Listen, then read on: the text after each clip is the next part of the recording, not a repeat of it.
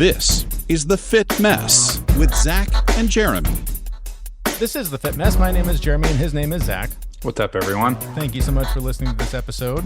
Our guest this week, Gary John Bishop, author of the new audiobook, Ask Gary Fucking Anything, or you may know his previous work, Unfuck Yourself. Get out of your head and into your life. A fascinating conversation and a very funny guy who just could not hate my guitar more.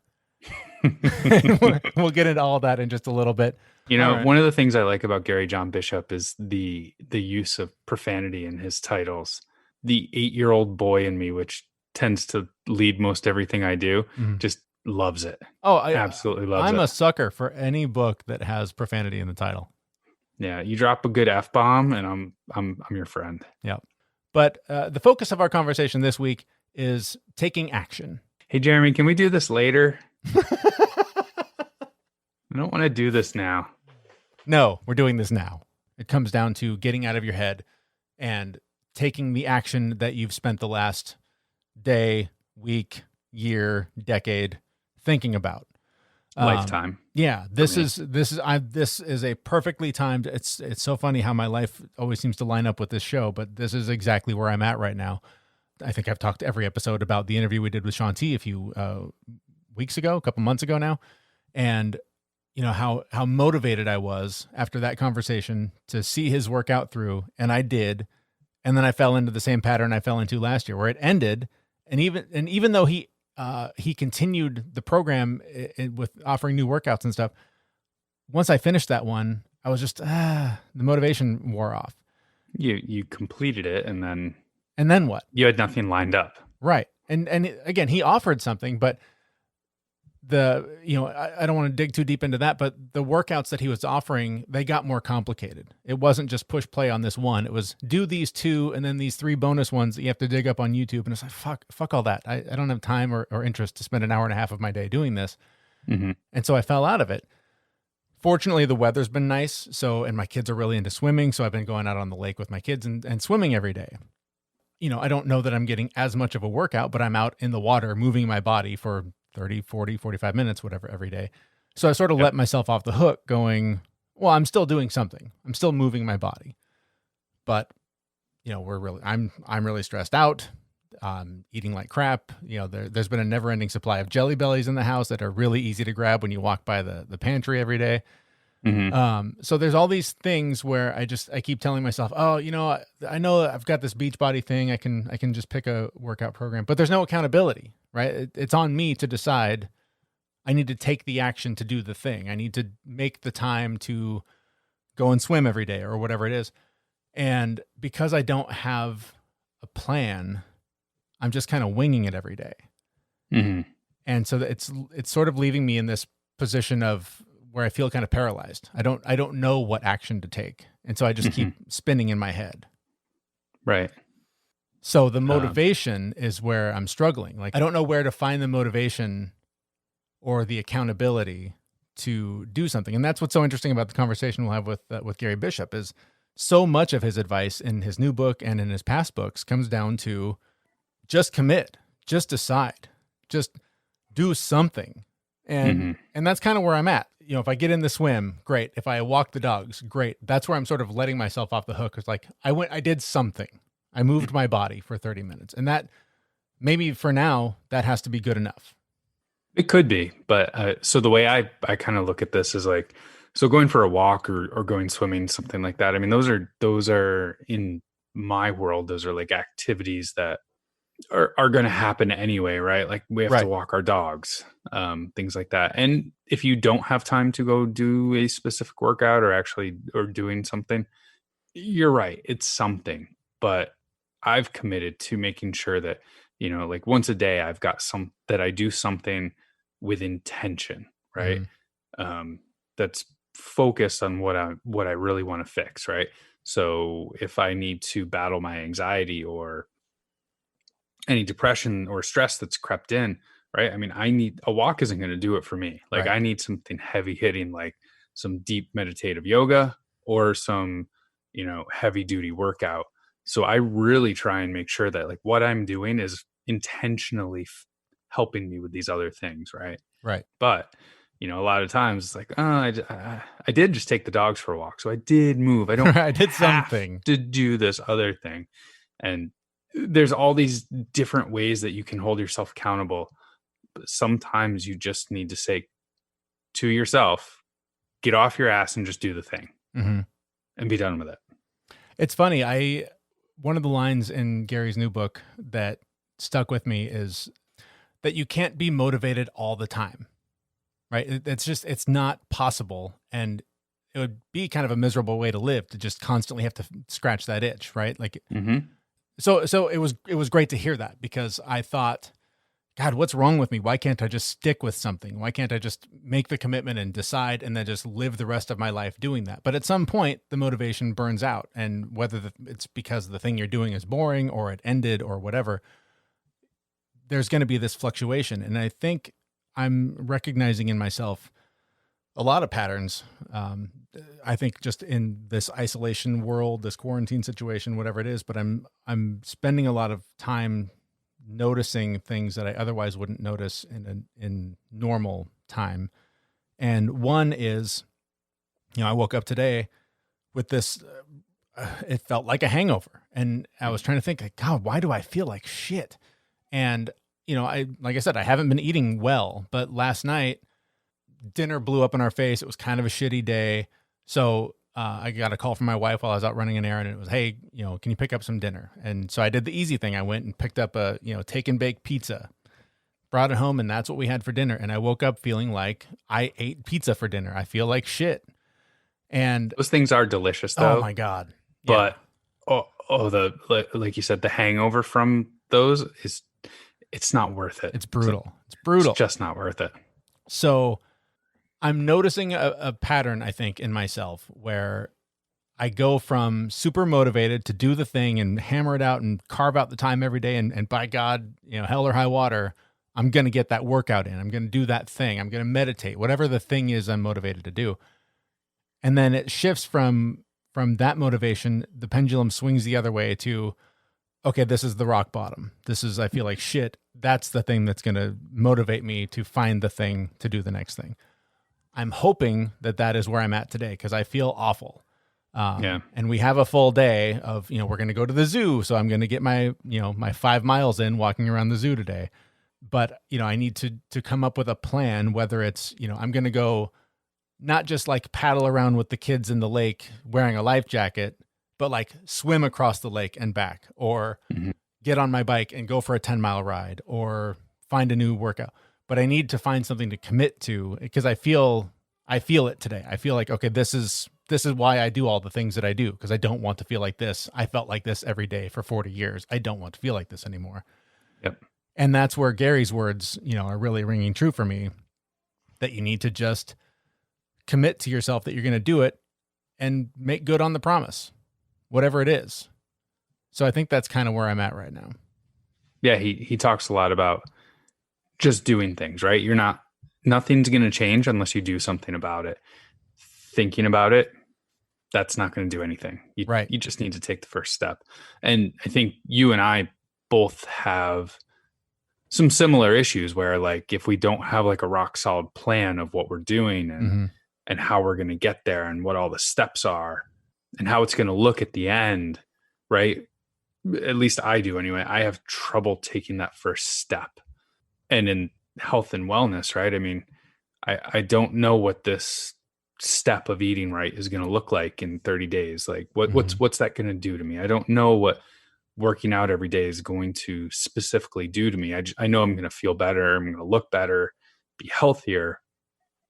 But for me, like, if I don't have 100% of the answer of what it is that it is, I have trouble taking that first step. So like his words really do ring true, where it's just take the first step, just start doing it. Yeah. Well, enough of us saying his words for him. Perhaps we should share now the interview we did just a few days ago with Gary John Bishop, author of the book you probably have heard of, Unfuck Yourself, Get Out of Your Head and Into Your Life. He has a new audiobook called Ask Gary Fucking Anything. It's a fun and a very quick listen, because it is just an audiobook, but a really fun guy to talk to. And here now our conversation with him, where he's going to bust my balls for my guitar at least a half dozen times. And I didn't write this book in the way that I would typically write a book. I quite literally just went into the studio and had someone ask me the 8 questions, and I just answered them, right? And I just went deep into my philosophy and how I see things and how I do things. And we ended up with 2 hours of me like really just peeling apart like what it is to kind of take a philosophy and apply it to your life. That's really cool. And that was the sense that I got from it. It felt very conversational. There were a few points where I thought, there's no way he's reading this, because he's just kind of riffing at this point. So that's interesting. Yeah. That's how it all came together. Yeah, those are the parts where I was losing my shit. Well, one of the questions that really rings true for me, and it's a natural spinoff from the last episode that we just did. I'm kind of at a point in my life, I feel like I'm deep in the middle of a midlife crisis, trying to figure out second half, who am I? What am I doing here? What is the point of all of this? Yeah. I'm not a guy with a ton of hobbies. There's nothing that I'm like, man, I can't wait till Saturday when I can go work on the transmission in the garage or whatever. So that is something that I've been really wrestling with, I think, the last year or two, is trying to figure out who am I and what is the point of all of this? Well, can I answer your, so there's something, the first thing I want you to get is you're fucked. I mean, you're just fucked. Yeah. And you're fucked because you spent the first part of your life aiming for this. Yeah. And this ain't it. No. Right? It's not. What the fuck do you do now? Right. And that's everybody. I am going to do this. I go to college. I am fucking great. I make the money. I drive the Mercedes. And then you're there and you're like, what? Yeah. Here I am, right? So people call that a midlife crisis or something, right? I don't call it that. I say it's a bankruptcy of self. Mm-hmm. Right? Yeah. So you as a phenomenon are bankrupt. So what do I do about it? How do I fix it? It's fucking useless now. Like everything you know about yourself is just like, it's not doing it. Yeah. Right?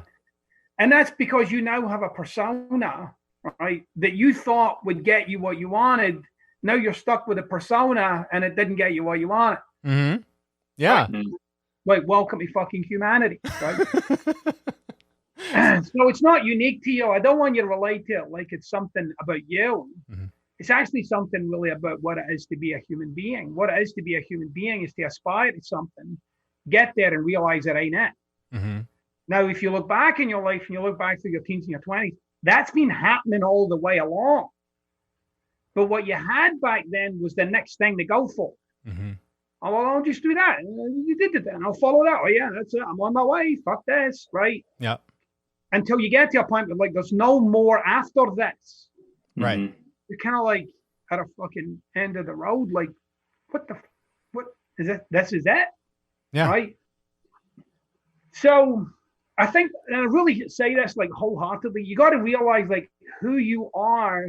You're at its zenith. You're at the limit of the persona you've become. There's nowhere else to go with this, right? So what does that mean? Well, you could get despondent and fucked up about that, or you can get like, oh, it's time for a fucking reinvention. Mm-hmm. I need to reinvent who I am. And I mean like who you are. I mean like your emotional expression, what you're up to, like who you talk to, what you talk about. Like it's time for you to play a little bit with the skin and bone bag that you are. And explore a little bit in life, like what else is available to me? And here's the news. I want to give you some good news. Everything's available to you. Mm-hmm. It's all on the table. Yeah. Like, it's not like, well, I could do this. That's all the thinking of the past. I want you to get it's all on the table, which is fucking mind-blowing when you think about it. Like, it's mind-blowing. Like, it's all on the table.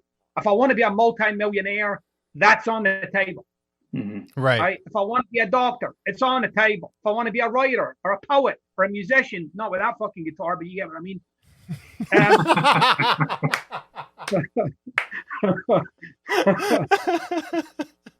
It's mostly on the table. Yeah. No, but I want you to get it's all on the table. It really is, right? It's a big opportunity for you. And it's the kind of the little trap of that is it's not to approach life the way you did. See, life before was a series of accomplishments and kind of getting there and then realizing that's not it. And then the next accomplishment, realizing that's not it. I would invite you to take on this next phase of your life. Is probably the best, most fulfilling, most inspiring. And you don't know what the fuck you're going to do. And I think that's brilliant news.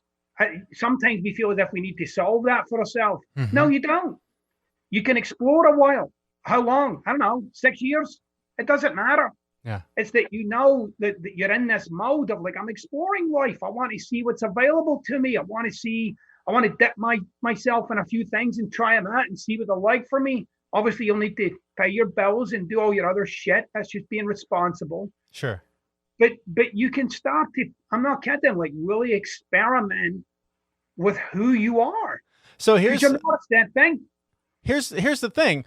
And you mentioned the guitar, and it's a great symbol for my life because it's something that I'll get motivated to do. I'll pick it up. I'll play the same 3 chords that I've known forever.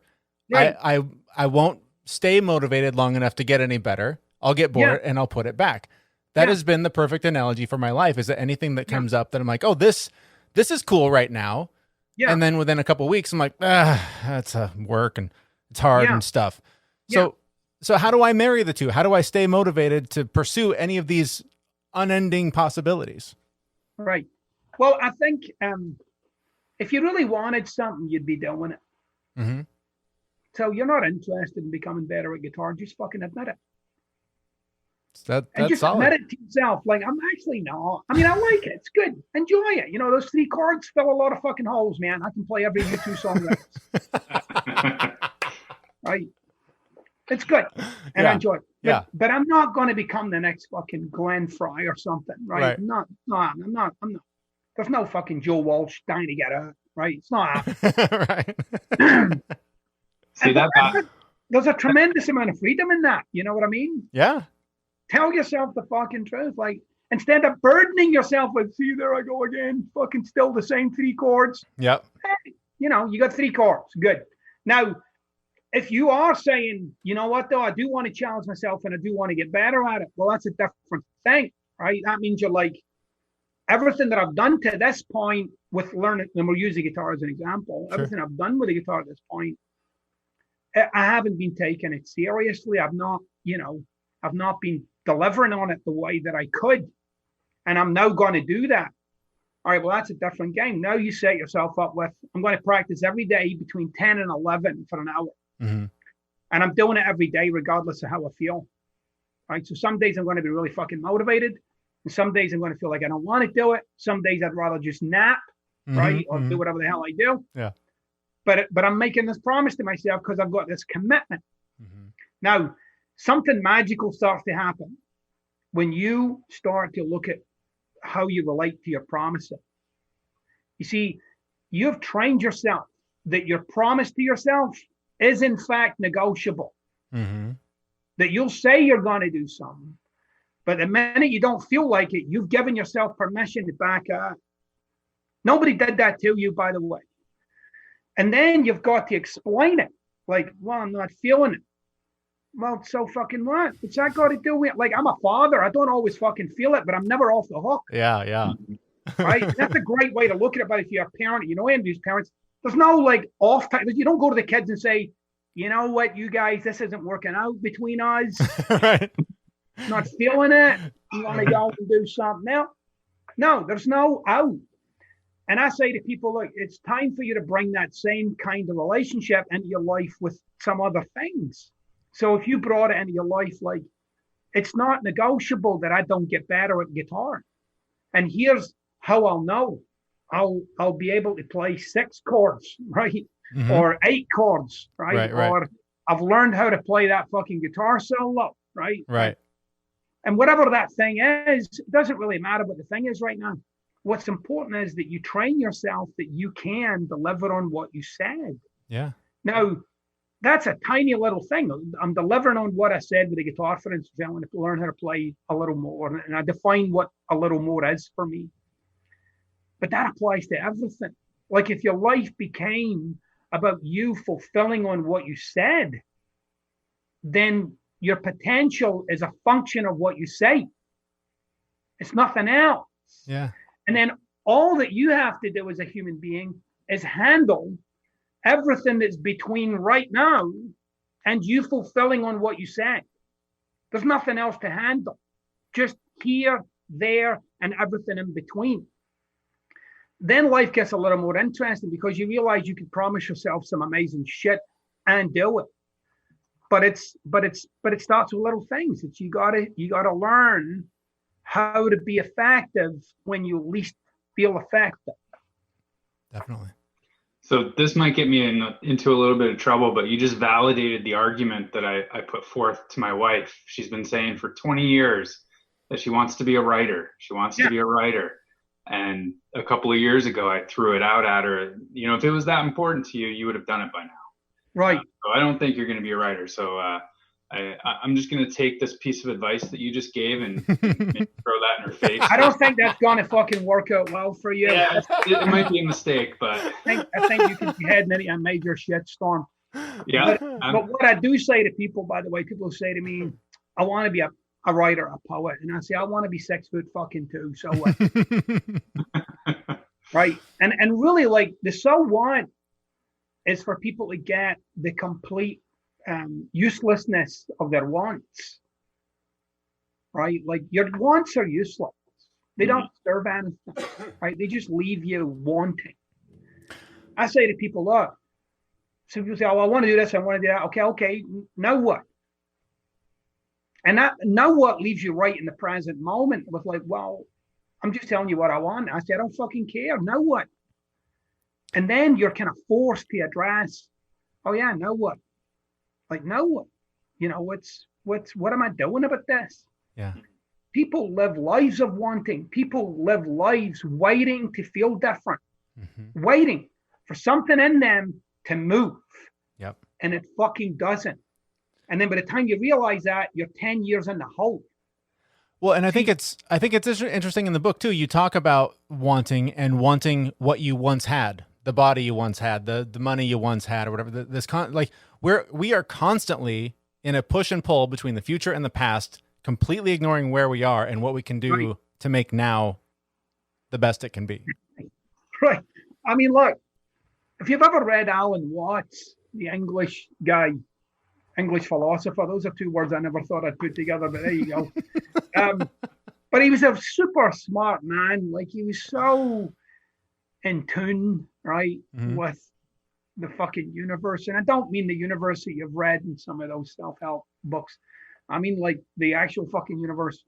And, you know, he had this, like if he would say stuff like, if you can't be happy right now, you'll never be happy. Right. Which to some people is like, oh my God, I'm fucked. No, you're only ever happy right now. You can't be happy later. Right. That's not, how the fuck can you be happy later? I'll be happy next Thursday. What the fuck? That doesn't even make sense. Right. Or I used to be happy.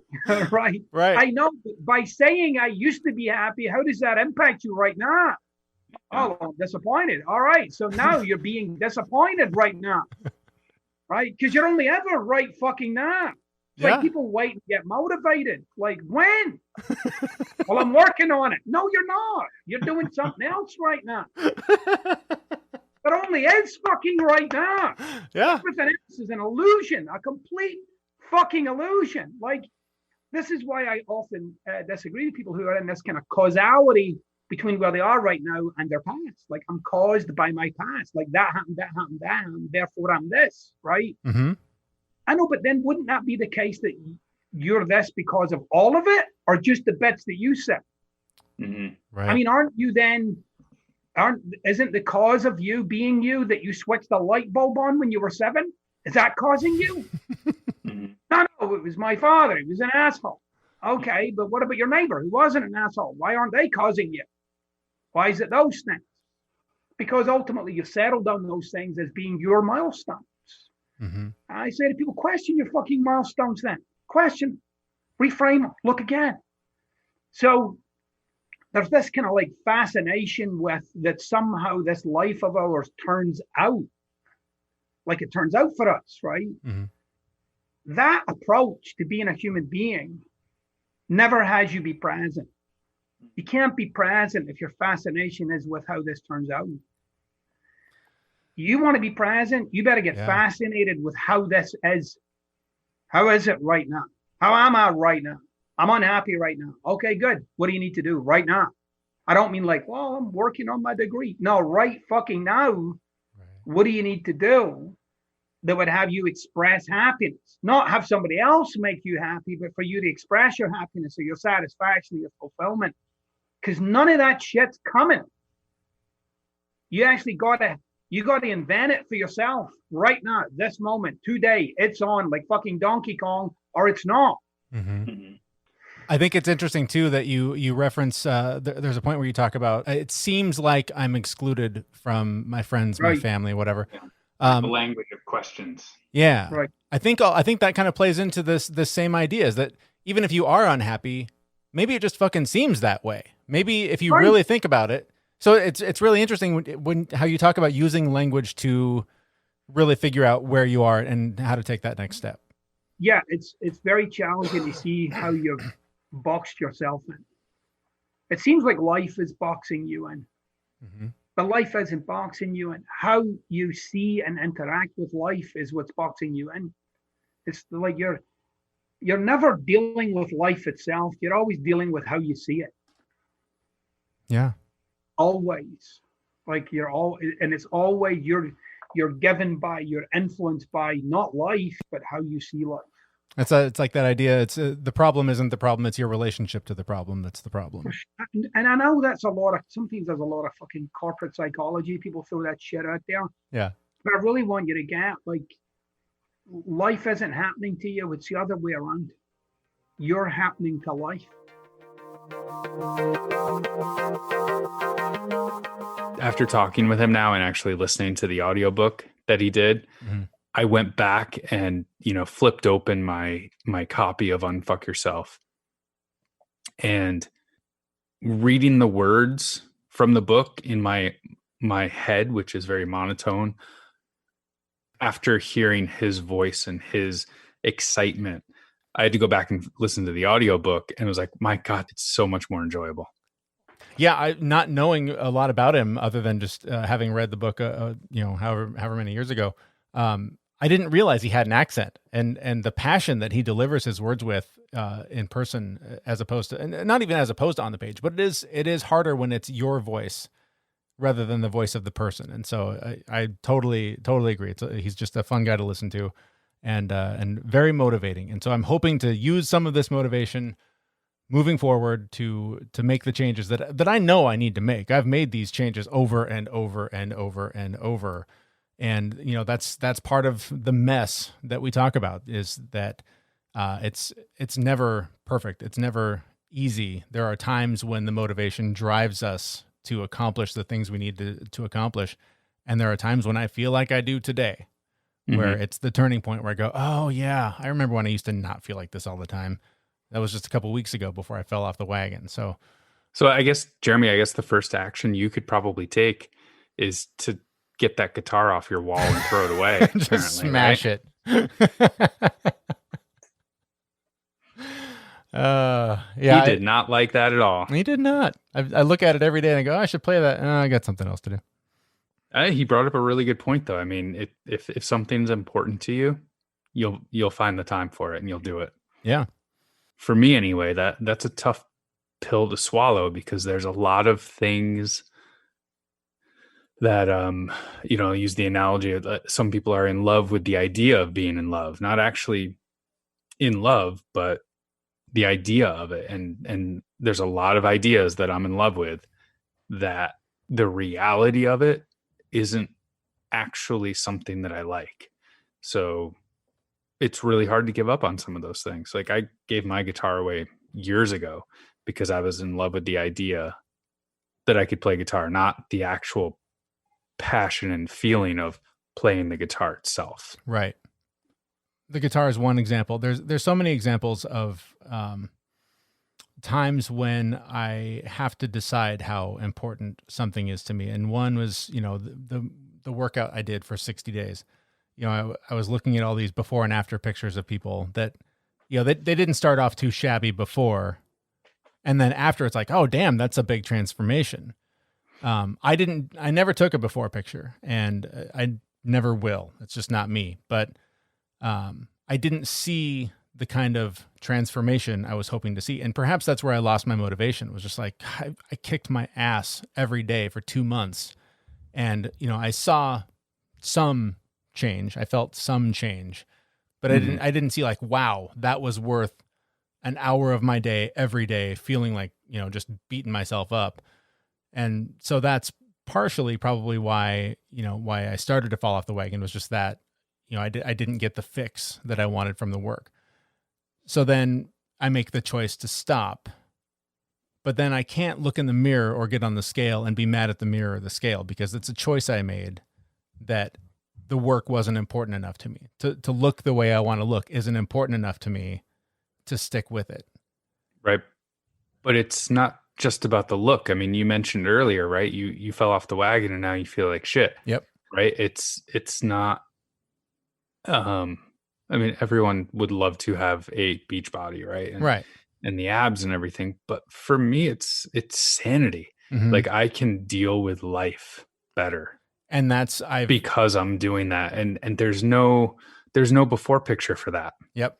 Right. Exactly. I mean, I guess there is, right? I mean, it's the, if your child's therapy bills go down a little bit, you could use that. But, just being able to deal with life and have that vent, that ability to blow off steam and not become Karen somewhere at a Walmart and blow your steam off there. Right.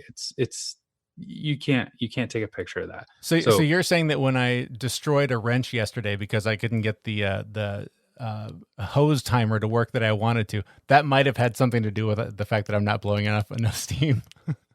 That wrench may have survived had I been continued working out and blowing off that steam. So dumb. The stupid faucet kept leaking and I was trying to fix it and I didn't have the tools to fix it and I just destroyed a wrench over it. So dumb. Well, the wrench probably had it coming. It had it coming. So, I mean, seriously, it has like one use, right? Right. Do your job. You have one job. Do your job. Yeah. I need people working for me that can do multiple things. Right. Like this single use, that doesn't fly in this household. Right. But no, you're right. That's, somebody asked on Twitter a few weeks ago, like, why you work out. And I remember responding something like, tired muscles, quiet, dark voices. And that totally is true for me. I've been depressed the last couple of days as a result of not blowing off the steam, not doing the things I need to do. So that's great. Did you come up with that yourself? Tired muscles? I did. Tired muscles, quiet, dark voices. That's wonderful. Yeah. So I need to like tattoo that on myself or something to remind myself that that's why I'm out here sweating on a 100-degree day or whatever. I'm not sure that like I can get my muscles tired enough to quiet the dark voices. It just quiets them. It doesn't make them go, they're just quieter. It's still there. Duh. Just remember, Jeremy, Gary John Bishop said that everything is solvable. And if you can't see a solution, it just means you haven't worked it out yet. And it's funny that's what he says, because we've been talking about that sort of around that on this show, that like without the context, without knowing where the action fits into a bigger plan, it's really hard to take that action. And I think you said that's perfectionism, and I never identified it that way. But for me, even sometimes doing this show, I don't know what the motivation is until sometimes we're in the middle of the conversation. I'll have this epiphany that's like, oh, that, yes, boom. Like, it's just funny how it's so hard to see the path sometimes, no matter how obvious it is. And so often it comes from just, in the case of this show, like I said, just by starting to talk, you find the path. By just moving your body, you start to figure out, oh, I like doing this. I'm going to keep doing this for now, whatever it is. It's amazing how many times that tendency solves issues, right? I mean, I've seen it. I mean, that's why I go to therapy, right? My therapist doesn't really offer, I take that back. She offers a lot of really good stuff, but there's so many times where like, as I'm just talking, mm-hmm. it works itself out and I figure it out and I have that epiphany. Or, at work, I've got, people come into my office with a problem. They state the problem and I very specifically just ask questions, mm-hmm. right? I don't ever try and feed them anything, but I just ask questions, get them talking. 9 times out of 10, they'll talk their way into a solution, Mm-hmm. and I didn't have to do anything. Right. I mean, it's super easy. Right. Yeah. As long as you start talking about it, like, and just, there's something about talking about a specific thing where thoughts, you vomit out thoughts that you wouldn't have if you're just having that inner dialogue with yourself. Mm-hmm. Well, it's that, and also it's proof that you're your own best mentor. It's something that I've wrestled with my whole life. I've been trying to find the master to teach the apprentice. Like I feel like I don't know enough, and there's someone out there that can guide me. And so often that person has been someone who asks the questions that get me to turn back on myself and go, well, what do I know about this? So many times when I'm just writing, I'll just do a word like a mind dump in the morning to clear just the fog and what's going on, and I'll find like, oh, that was the I'm sorry, was that humorous? Mind dump should be the name of the episode. I was gonna throw it in there and be like, I do a dump every morning too, but it's not quite as useful. Slightly different. Sorry. But yeah, so often I do find that, that many of the answers I'm looking for, I already have. I just need to find a way to unlock them. Yep. It's all there. You just got to figure it out and take action. That's the key is just taking action.